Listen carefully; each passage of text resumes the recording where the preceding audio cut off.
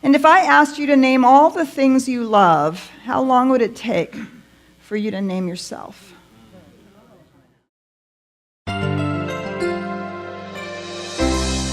Last week, we talked about the way in which we take up our lives physically, right? And so we talked a little bit about the idea that we can enter into the wheel of our wholeness and our health and well-being from any direction. And so last week we focused a little bit on the outside in, and today we're going to focus on the inside out. And my experience is that if we work on both of those together, they meet in some place within us where true wellness really unfolds.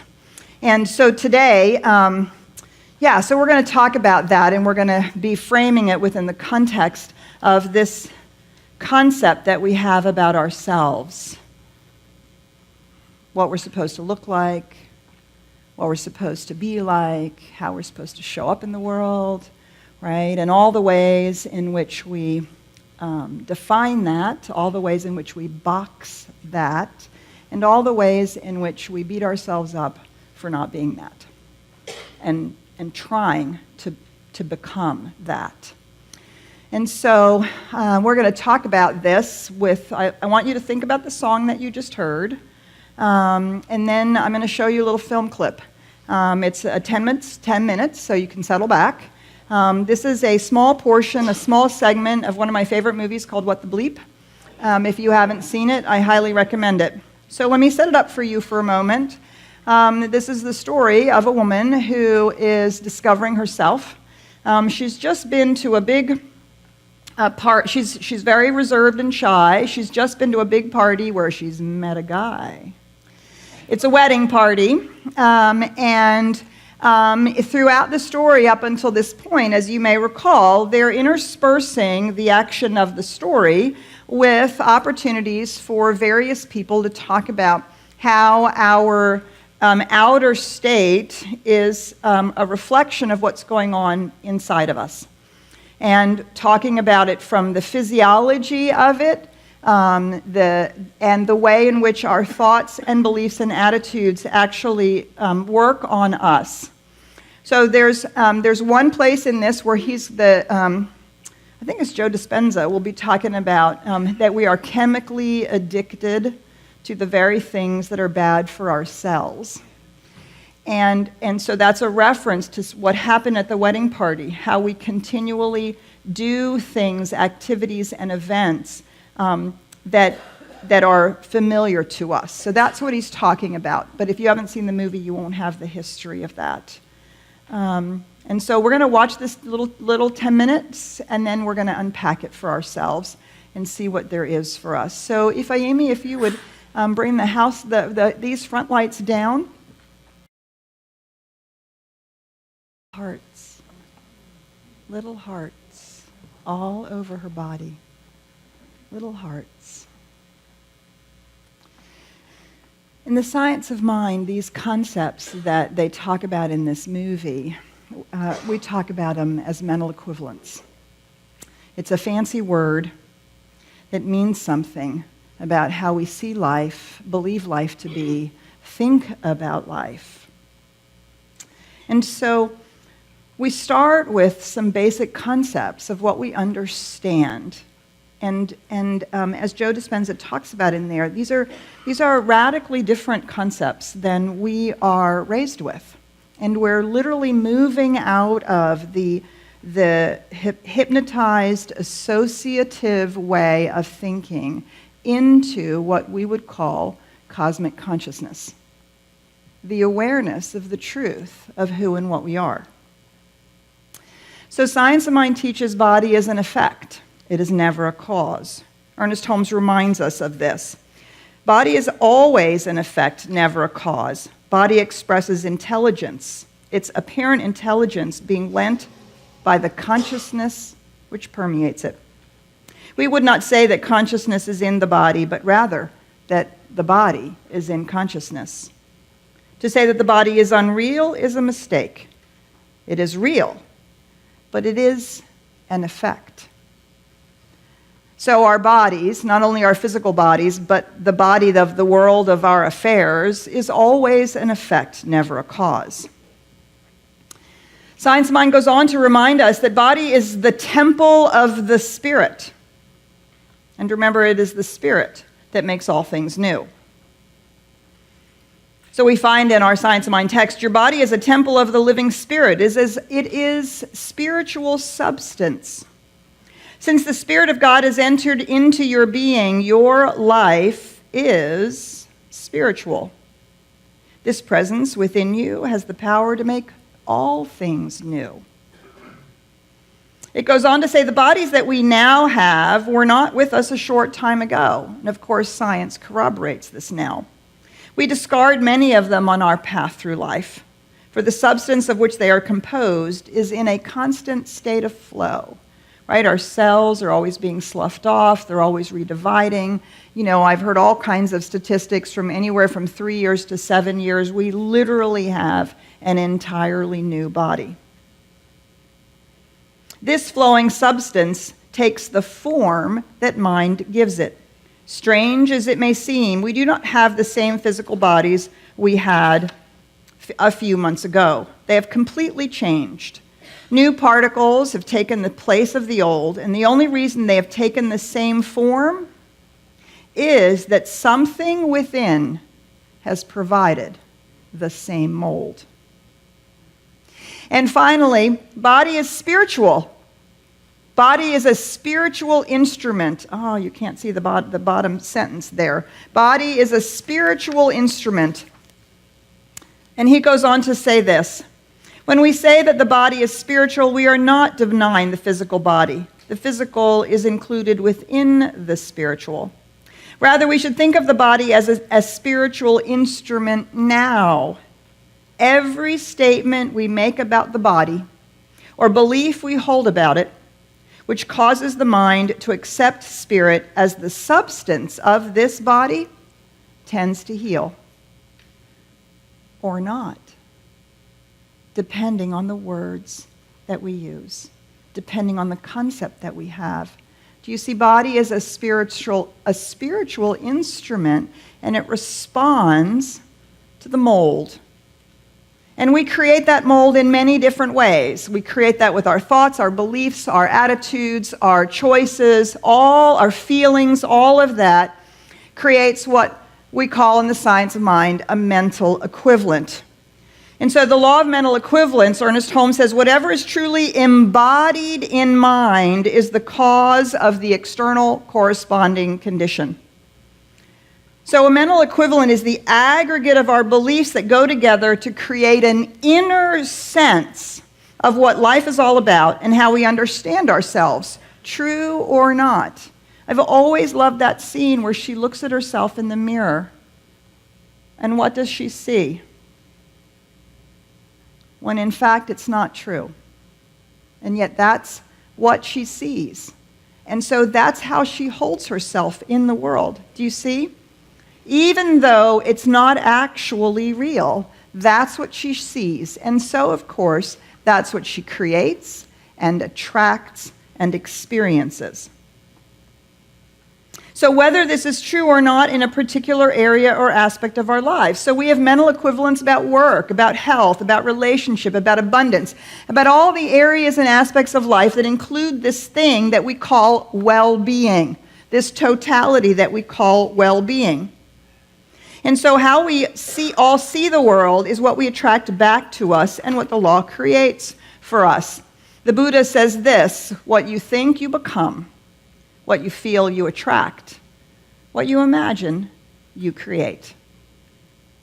So do you see, we often segregate these things. We say, well, I have to work on my beliefs or my thoughts or my choices or my words or my actions. We have to imagine and do visualization. But do you see, our mental equivalent is the sum total of all of that. So all of our spiritual practices, all of our spiritual tools, every class you take, every book that we have you read, everything that we do on a Sunday morning is designed to somehow work with either what we think we feel or what we imagine, so that we can build these whole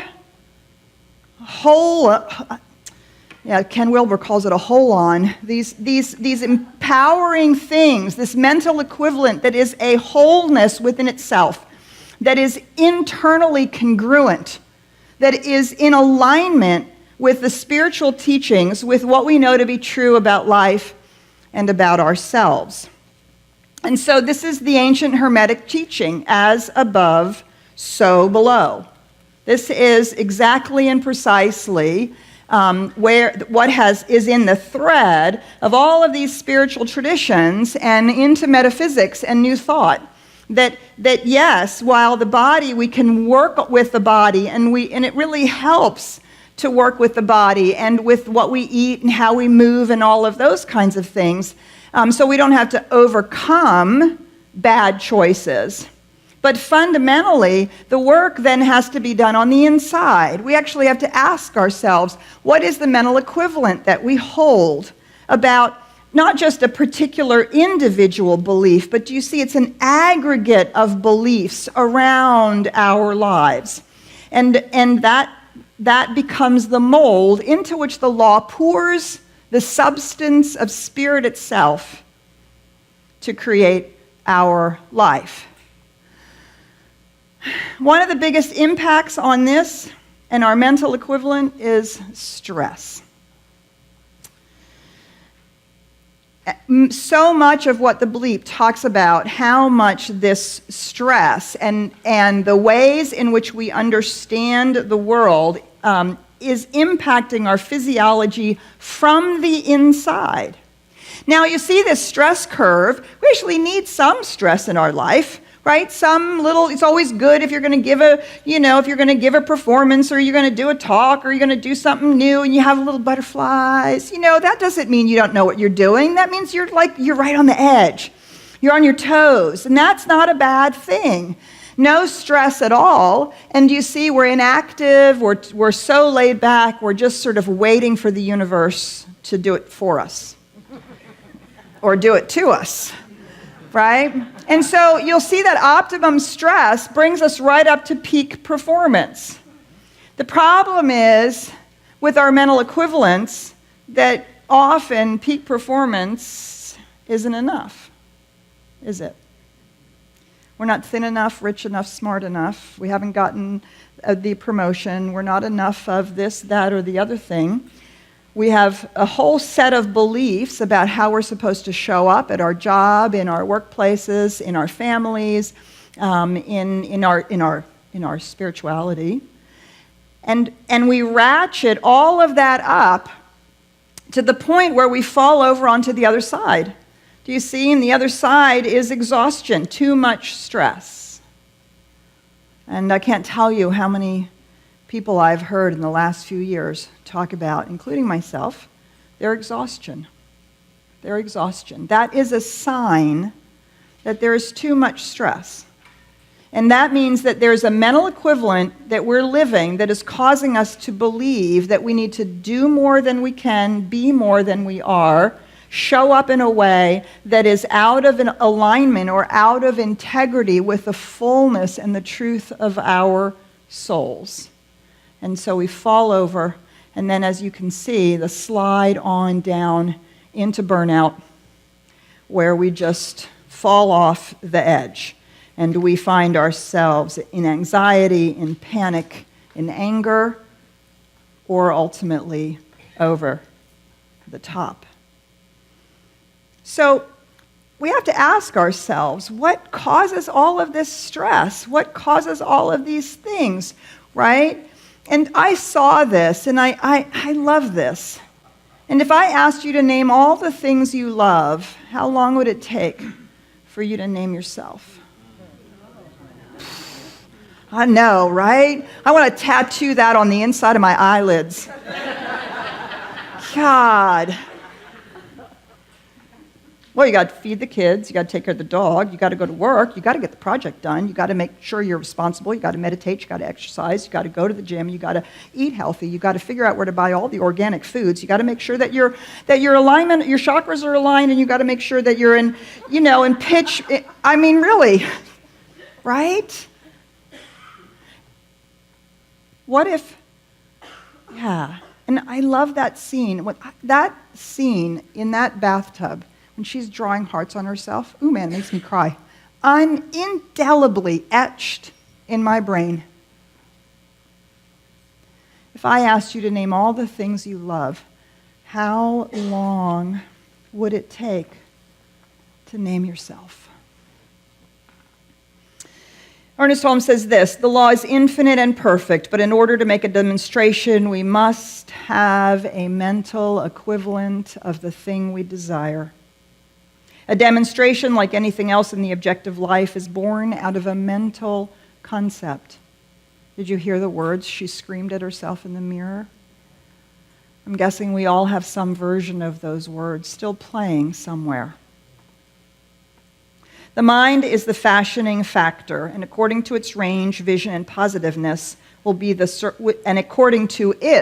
mind's range, vision, and positiveness will be the circumstance or experience, either attracting it